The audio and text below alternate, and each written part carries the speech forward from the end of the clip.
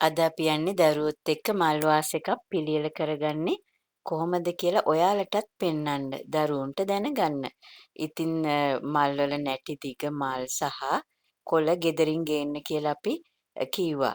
ඒ වගේම ඒගොල්ලොන්ට කීවේ ඔත්තේ සංඛ්‍යාවක් ගේන්න කියලා. ඒ කියන්නේ 5ක් 3ක් 7ක් වගේ මොකද මල් සැරසිලි වලට ඒ වගේ ඔත්තේ සංඛ්‍යාවක් තමයි ගන්නෙ.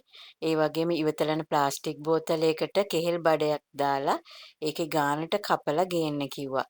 ඉතින් ඒ වගේම කතුරක් ඕනේ වෙනවා. මේ වගේ වතුර පුරවන ලද බේසමක් ඕනේ.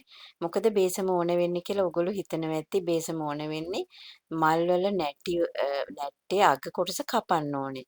ඒ කපනකොට හැමතැනම විසිරෙන නිසාත් ඒකට වතුර අවශ්‍ය වන නිසාත් ඒ වතුරේ මේ බාස්කට් එකේ ඔබලා තමයි ඒක කපන්නේ. එතකොට කොහෙටවත් විසි වෙන්නේ නැහැ. ඒකට තමයි හැලෙන්නේ. ඉතින් මේ වගේ සුන්දර මල් වාස් එකක් මේ දරුවෝ ඒගොල්ලෝ විසින්ම තමයි සකසගන්නේ. කෙහෙල් බඩේ සීතල නිසා මල් පර වෙන්නේ දවසක් දෙකක් තියාගන්න පුළුවන්. ඉතින් දරුවන්ගේ සියුම් චාලන ශක්තිය වර්ධනය වීම, එකතැන රඳවා ගන්න, එක අරමුණකට ගන්නත් මේ වගේ ක්‍රියාකාරකම් උදව් වෙනවා.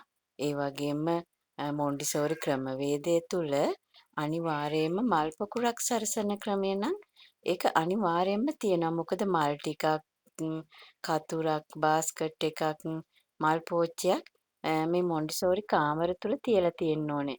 මොකද ඒගොල්ලොන්ට අවශ්‍ය වෙලාවට ඒ සැරසිලි ගන්න. ඉතින් එදිනෙදා ජීවිතේ ක්‍රියාකාරකමක් විදියට මේක අපි හඳුන්වනවා.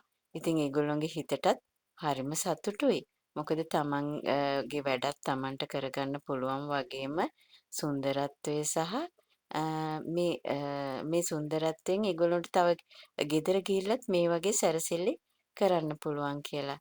ඉතින් ඔබේ දරුවටත් දීලා බලන්න මේ වගේ ක්‍රියාකාරකම් ඒගොල්ලොන්ට මේ ඒගොල්ලොන්ගේ හිතේ ඇතුළාන්තේ සතුටු වෙන ක්‍රමවේදයක් මේක.